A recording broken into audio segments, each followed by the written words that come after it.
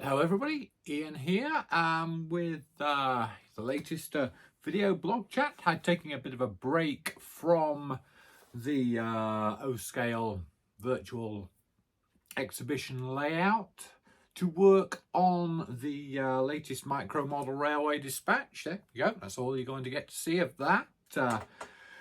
Got the first appearance in the dispatch of Dave Carson's new Warmington Pier tramway in the summer issue, and also got a report from Professor Kleisler in Australia about an exhibition he attended that was full of micro layouts, so that's something exciting to check out. So I thought I would do something a little different in this here chat because well, at long last I got this Parkside Pico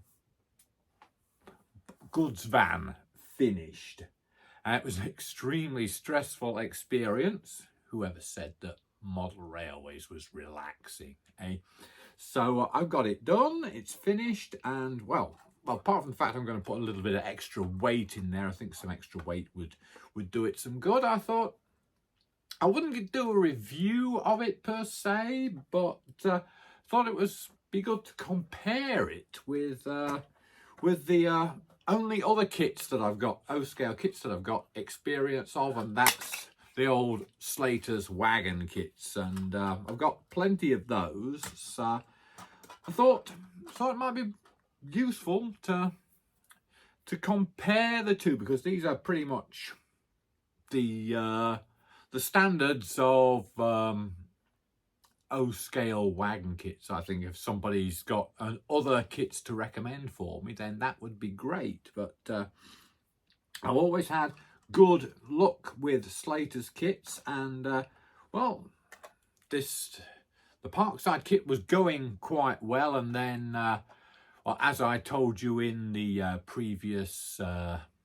video, I had a problem with perhaps the floor being twisted and the axle boxes being a little bit out of alignment, which meant that the thing kept coming off straight and level track, which is not what you're supposed to do, let's be honest. So I really had to basically had to take this one fully to pieces and reassemble it, and I've done a lot more filing and trimming to the parts, and it now seems to run okay, so it doesn't fall off the track anymore, so that's something. Comparing it to I'll use the Slaters brake van as an example, and the bodies look perfectly fine. You know, they're both very nice detail on both of them. So I really like the detail on both of them. It's below the wagon floor where I feel this one, the box fan, isn't as good as the Slaters kit, and that goes across the board for Slaters kits, because even this standard 5-plank open wagon is still the underframe detail is still far superior to the Pico Dundas one.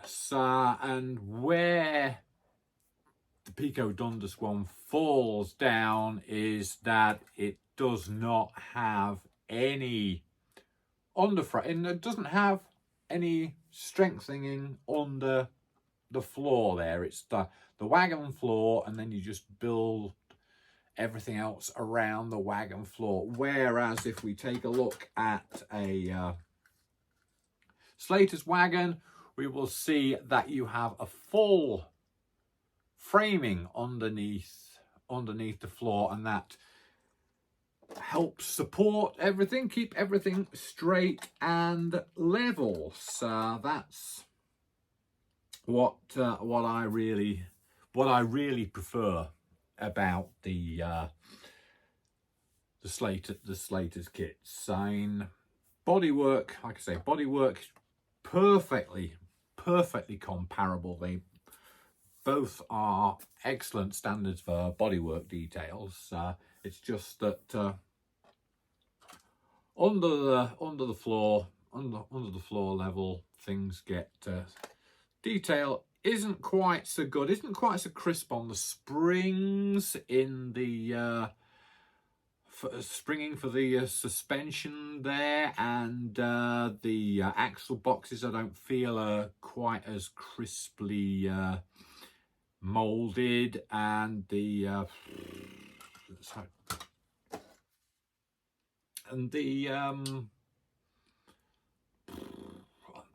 brake. I was looking for the word to describe what I was looking for there. The brake handle, the brake lever. That's that's far superior on the Slaters kit to the Parkside wagon. Where one thing I've really preferred the Parkside wagon over the Slaters one was the sprung buffers. Now, of course, Slaters have like the Lost Wax brass castings, which are superb. They look great, but I find these much more difficult to like put together. And I've even got, you see this one here, this one is like right now is jammed, it's stuck in place, it doesn't spring, whereas others do spring. Now you see that one is just compressed and stuck in place there. And I think honestly that's down to those tiny little springs that they have inside the buffer collar, whatever you call it, the casting of the shaft. I don't know what the technical term is right there. I mean, just look at the instructions to see what it says about it.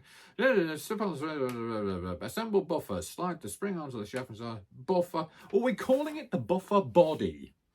So the buffer body there, there's the Lost Wax casting of the buffer body, and then you've got the buffer shaft going inside there.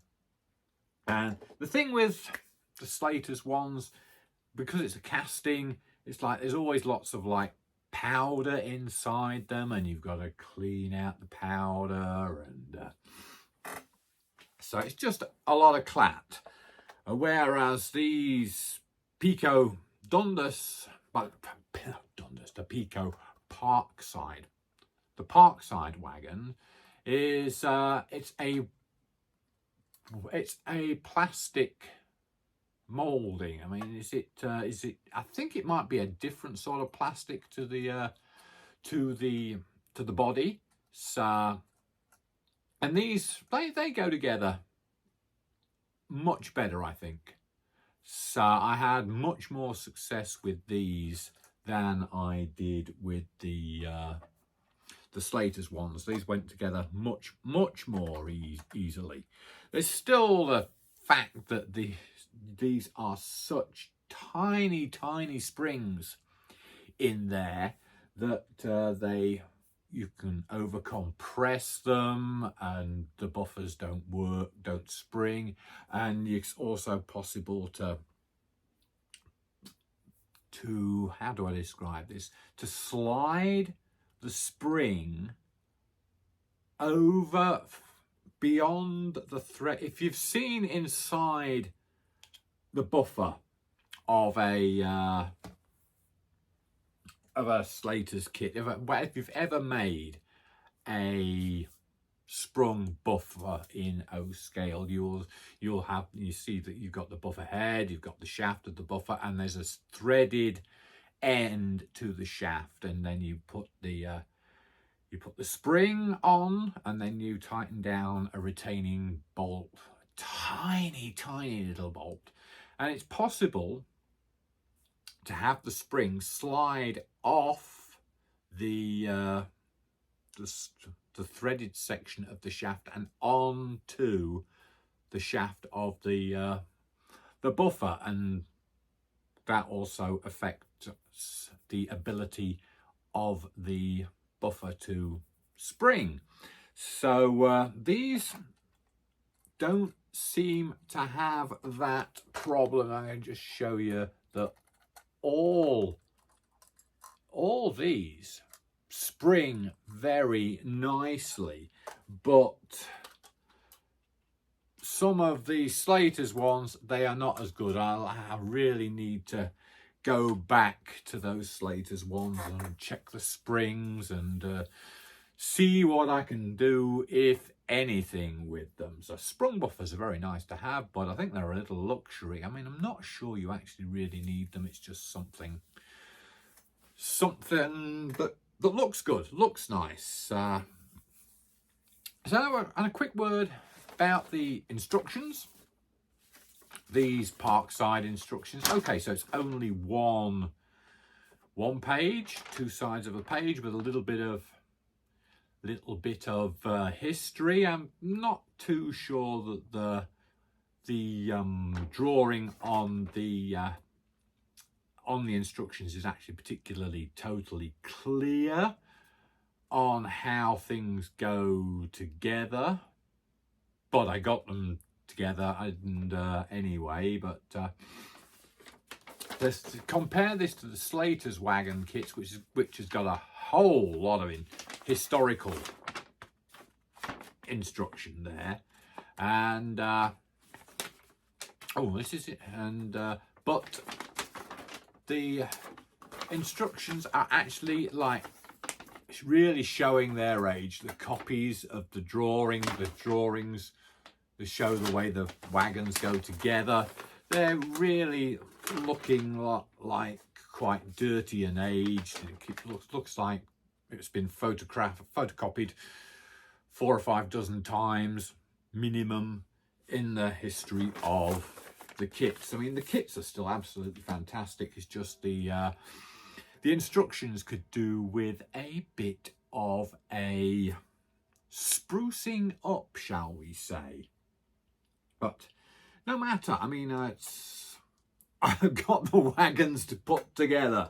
They all went together in the end, so that's okay. I'm very happy with these. I got, like I say, I've got a little bit of weight. I want to add a little bit of extra weight in there because I honestly don't like this rudimentary compensation that they have here on these wagons.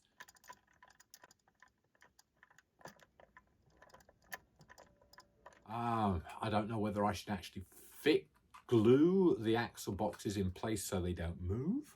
Perhaps, maybe, I'm not sure. But by the way, I think a little bit of extra weight in there would be a good idea.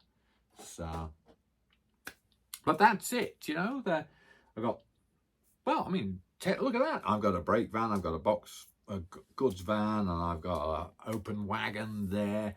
So, I mean, I've got a short light railway goods train there. Oh, that reminds me of something. Just a minute. Where are we? Yep, here we are. This one arrived the other day.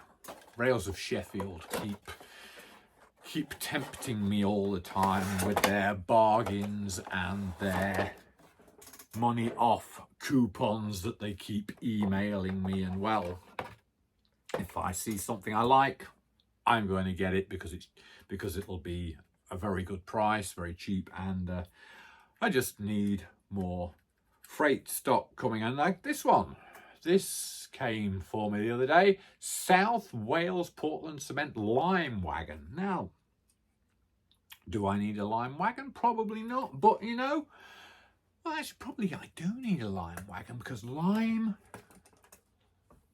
is very useful in farming. Increases or decreases the pH of the soil. I mean, they've been using lime since the 16th century on fields, and a lime wagons carrying lime would probably be a reasonable thing to have on a train in a farming area. I don't know. Somebody can write in and say, Ian, no, they didn't. But lime goes on fields. That's a proven fact.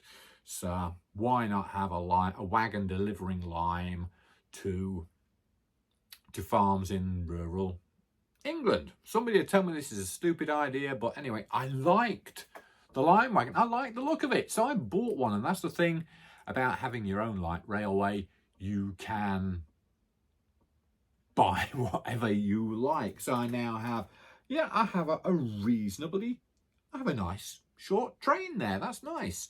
So I've also got a couple more wagons coming from Rails of Sheffield, and we'll talk about those when they arrive. So anyway, that's enough rambling for today.